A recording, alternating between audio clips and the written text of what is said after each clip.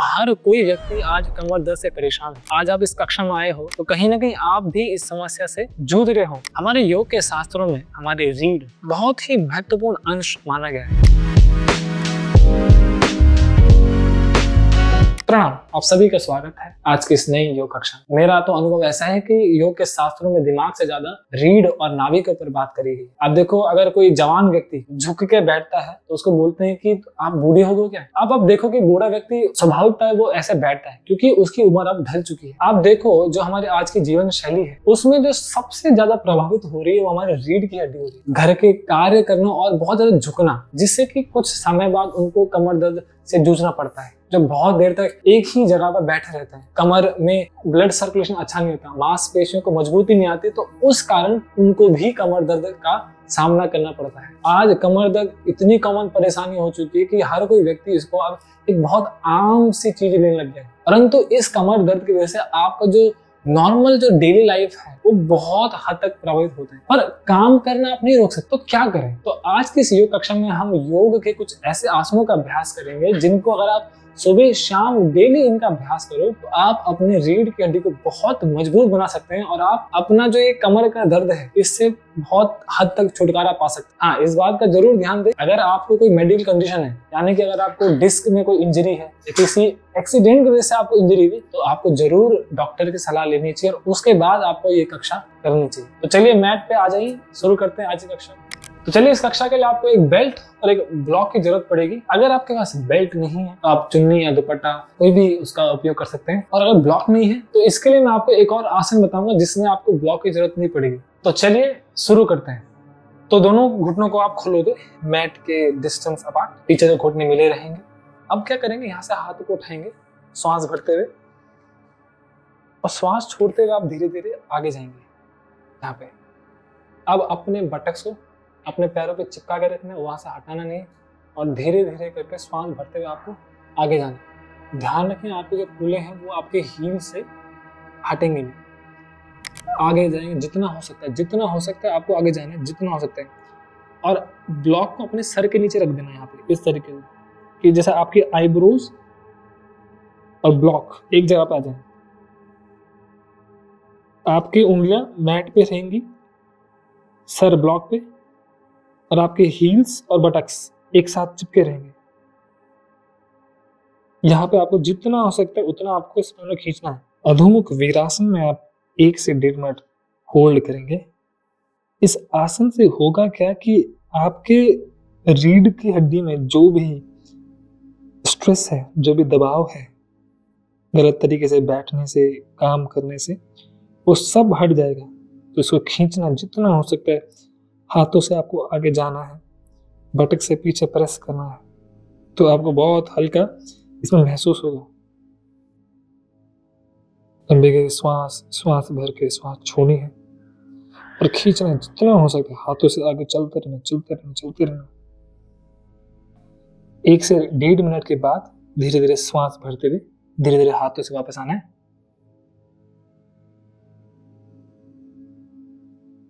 दोनों हाथों को ऊपर खींचे, दोनों हाथ को श्वास छोड़ते हुए नीचे लिखाएं और घुटनों को मिलाकर दंडासन में बैठ जाए। जो सुप्त वीरासन का अभ्यास नहीं करेंगे तो वो सुप्त ताड़ासन का अभ्यास करेंगे। दोनों हाथों को अंगूठे से ऐसे मिलाकर श्वास भरते हुए दोनों हाथों को खींचेंगे ऊपर की तरफ। ध्यान रखें ये आपको नाभि को नीचे दबाना है, इसको उठाना नहीं, यहाँ से नाभि को नीचे दबा के खींचने नहीं, पूरे शरीर को ऊपर। पैरों को बिल्कुल टाइट रखना है, नाभि को अंदर प्रेस करके खींचो हाथों को जितना हो सकता है। इस आसन को भी कम से कम 1 मिनट तो आपको होल्ड करना है। ऐसा खींचो जितना हो सकता है, फिर श्वास भरते धीरे धीरे करके 1 मिनट होल्ड करना है आपको इसको। तो अगला अभ्यास का नाम है सुप्त पादांगुष्ठ आसन। इसके लिए आप एक बेल्ट ले लें, बेल्ट नहीं है तो आप दुपट्टा, चुन्नी कुछ भी ले लें। आपको दाएं घुटने को मोड़कर ये जो पैर का ये है अगला भाग, इस भाग में आपको बेल्ट लगानी है या दुपट्टा लगाना है, और श्वास भरते हुए बिल्कुल पैर को सीधा करना है इस तरीके से। तो इसमें ध्यान रखिए कि आपको ये जो पैर के पंजे हैं इनको अपनी तरफ खींचना है ऐसे, अपनी तरफ खींचना है। इस तरीके से बेल्ट की मदद से आप इसको श्वास भरते हुए अपनी तरफ खींचेंगे। ध्यान रखें कि आप अपने पैरों को इतना ना उठाएं कि आपका जो कूल्हा है वो ही उठे यहाँ से, वो जमीन में रहना चाहिए। और पैरों जितना हो सकता है उतना खींचो। यहाँ पे आपको होल्ड करना है, जितना हो सकता है पैरों को सीधे रखें। यहाँ पे आपको एक अच्छा सा स्ट्रेच फील होगा। दोनों एल्बोज को मैट पर रखें। जो साधक, जो व्यक्ति फ्लेक्सिबल है, जिनका शरीर लचीला है, वो बाएं पैर को सीधा भी कर सकते हैं इस तरीके से। और ध्यान रखें कि आपको अपने दाएं पैर के पंजों को जितना हो सकता है उतना अपनी तरफ खींचना है। इससे आपको और भी अच्छा एक तनाव, अच्छा स्ट्रेच मिलेगा। यहाँ पे इस आसन में कम से कम 1 मिनट आपको रहना है। एल्बोस मैट पे, पैर 90 डिग्री। अगर आपको लगता है कि आपके लिए मुश्किल है तो बाएं पैर को आप मोड़ के रख सकते हैं या आप अपने एंगल को कम करें, बट घुटना नहीं मोड़ें, घुटना को सीधा रखें। इस तरीके से होल्ड करें, होल्ड करें। दोनों बटक्स, दोनों कोले जमीन पे रहेंगे। अब धीरे से श्वास भरते हुए घुटने को मोड़कर रिलैक्स करेंगे। अब यही चीज हम बाएं पैर से करेंगे। दोनों घुटनों को मोड़ कर रखें। पहले बेल्ट को बाएं पैर पे फिक्स करें। श्वास भरते हुए बाएं पैर को सीधा करें, बिल्कुल खींच के ताने। जो व्यक्ति फ्लेक्सिबल है, लचीले हैं, वो दाएं पैर को सीधा जमीन पर रख सकते हैं। जिन व्यक्तियों को लगता है कि ये थोड़ा कठिन अभ्यास है तो वो दाएं पैर को मोड़ के भी रख सकते हैं। बस ध्यान ये रखना कि आपको बाएं पंजों को अपनी तरफ खींचना है जितना हो सकता है। यही इस आसन का महत्वपूर्ण भाग है। आपको अपने पैर के पंजे अपनी तरफ खींचना है और बाएं एड़ी को आसमान की तरफ खींचना है। ध्यान रखें घुटना ना मुड़े और दोनों उंगलियां आपके जमीन में रहे। इतना ना उठा दें कि ये बटक्स जमीन से उठे, इसको जमीन पे ही रखना है। श्वास भरते हुए यहाँ पे होल्ड करें, मेंटेन करें, मेंटेन करें। जितनी देर हमने बाएं पैर से होल्ड किया है उतनी ही देर बाएं पैर से भी हम होल्ड करेंगे। पंजों को खींचे, पंजों को खींचे, खींचे जितना हो सकता है। पैर को सीधा रखें, लंबी गहरी श्वास भरते रहे, श्वास छोड़ते रहें।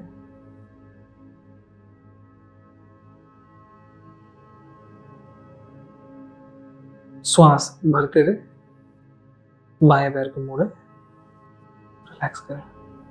सुप्त पादंगुष्ठासन के बाद हम एक पाद पवन मुक्तासन का अभ्यास करेंगे। इसके लिए आप श्वास भरते हुए दाएं पैर को मोड़े, यहाँ पे श्वास छोड़े, फिर श्वास भरें और धीरे धीरे करके अपना दायां घुटना अपनी छाती के पास लेकर आए। बायां पैर बिल्कुल सीधा रहेगा, तना रहे, इसको ढीला नहीं छोड़ना है, ऐसे ढीला नहीं छोड़ना है। बायां पैर बिल्कुल खींचा हुआ रहेगा अपनी तरफ। श्वास भरते हुए धीरे धीरे श्वास छोड़ते हुए ये दाएं पैर को जितना हो सकता है अपनी छाती के पास लेके आए। यहाँ पे होल्ड करेंगे, लंबी गहरी श्वास भरेंगे, श्वास छोड़ेंगे। ये एक पाद पवन मुक्तासन। कोशिश ये करनी है कि आपका बायां जो थाइस है वो ना उठे जमीन से। इस बाएं थाइस को जितना हो सकता है जमीन की तरफ प्रेस करना है, जितना हो सकता है। यहाँ पे होल्ड करेंगे, कम से कम 1.5 मिनट यहाँ पे होल्ड करेंगे। जिससे जितना हो सकता है वो उतना अभ्यास करें। जरूरी नहीं है कि आपको घुटने को छाती के पास लेकर आना है। इसको यहां रखें, श्वास भरते रहे, श्वास को छोड़ते रहे।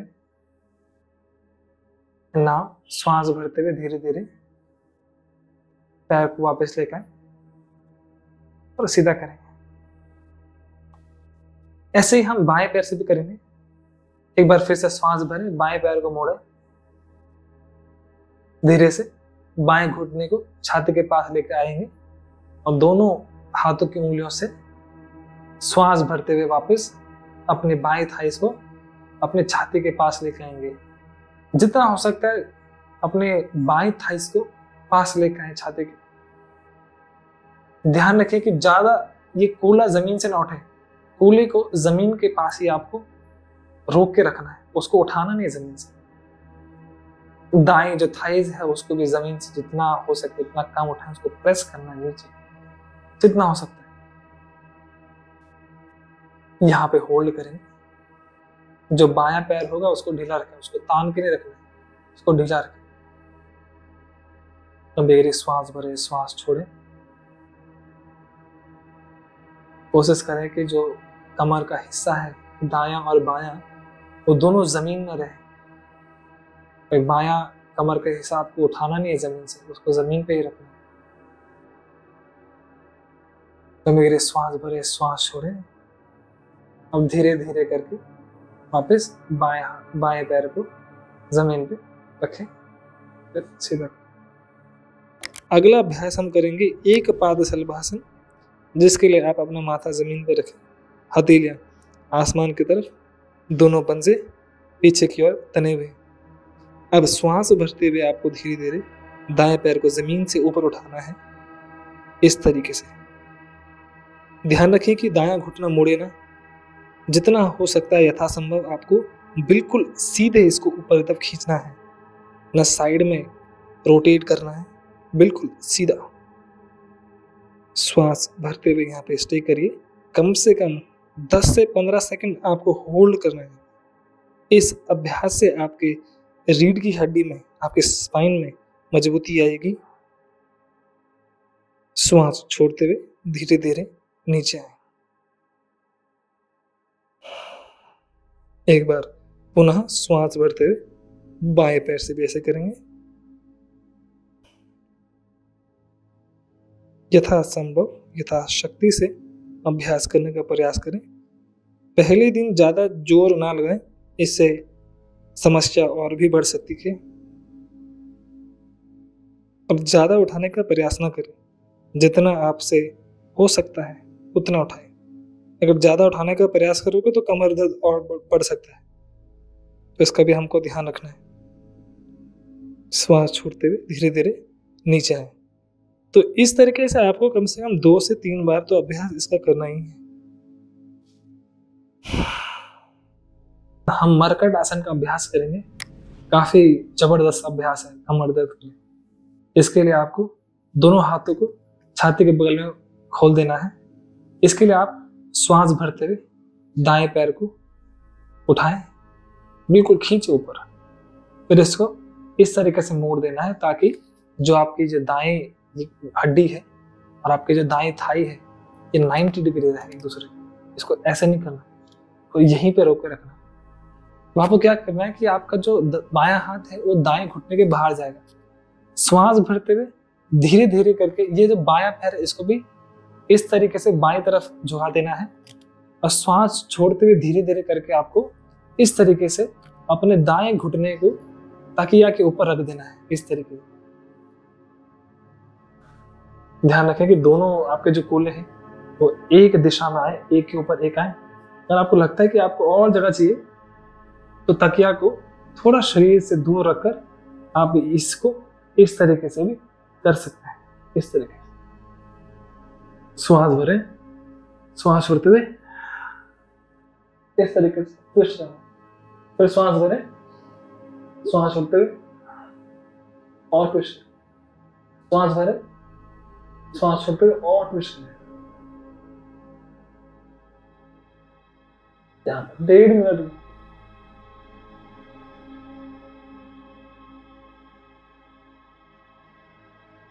श्वास भरते धीरे धीरे वापस आए, श्वास छोड़ते धीरे धीरे रिलैक्स करें। तो मरकट आसन आपको दाएं पैर से भी करना है इसी तरीके से और बाएं पैर से भी करना है इसी तरीके से। 1.5 मिनट दोनों साइड से कर देना है। अगर आपके पास तकिया वैसी नहीं है तो आप घर में आपका जो भी तकिया है तो उसका इस्तेमाल करो। मरकट आसन सबसे अच्छा अभ्यास है कमर दर्द के लिए। अगर आपको कोई नसें ब्लॉक्ड है वो भी इससे खोलेंगे। दोनों घुटनों को मैट के जितना खोलेंगे। श्वास छोड़ते हुए अपने कूल्हों को अपने एड़ी के पास लेके जाएंगे। श्वास भरते हुए वापस इसको आगे की तरफ खींचेंगे।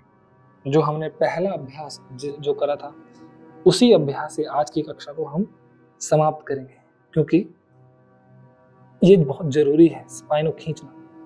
जो भी तनाव अगर रह गया है अभ्यास के दौरान कोई आसन करते हुए जो तनाव रह गया है उसको दूर करने के लिए ये आसन जरूरी है। जो ये आसन नहीं कर सकते वो सुप्त ताड़ासन का अभ्यास करेंगे, जो हमने कक्षा के शुरुआत में बताया था। यहाँ पे ध्यान है कि जितना हो सकता है उतना खींचना आपको बहुत जरूरी है। इसको नहीं खींचोगे तो कमर दर्द में इतना राहत आपको मिलेगी नहीं। खींचना है। ब्लॉक का इस्तेमाल आप कर सकते हो, अगर आप पे ब्लॉक है सर के नीचे ब्लॉक रख सकते हैं।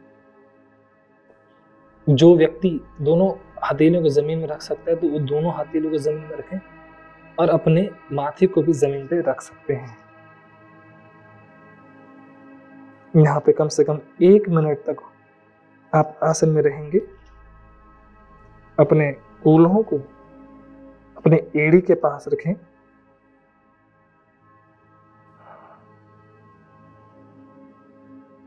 लंबे गहरी श्वास।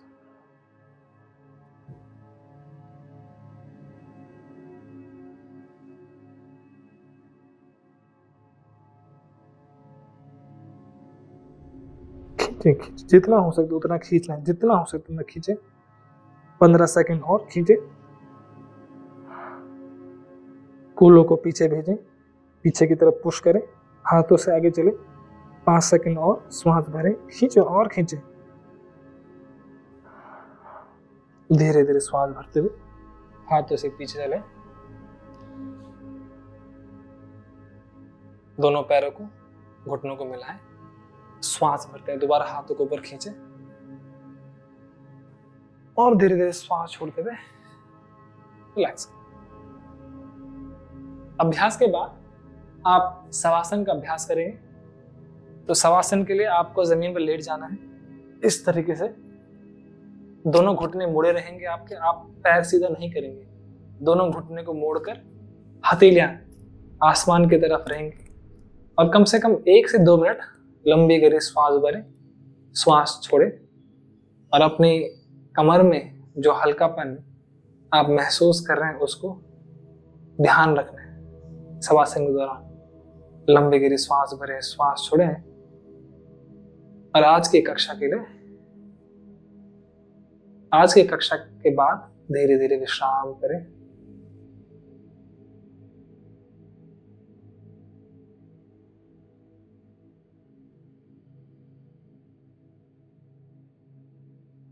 लंबी गहरी श्वास भरें, श्वास छोड़ें। तो अब आप शवासन में ही विश्राम करिए और मुझे आज की कक्षा को समाप्त करने की अनुमति दीजिए। मुझे उम्मीद है आज की कक्षा से आपके कमर दर्द में आपको जरूर लाभ मिलेगा, बट ये 1 और 2 दिन का काम नहीं है। आपको निरंतर कम से कम 1-2 हफ्ते तो अभ्यास सुबह शाम करना पड़ेगा अगर आपको प्रभाव कुछ देखना है।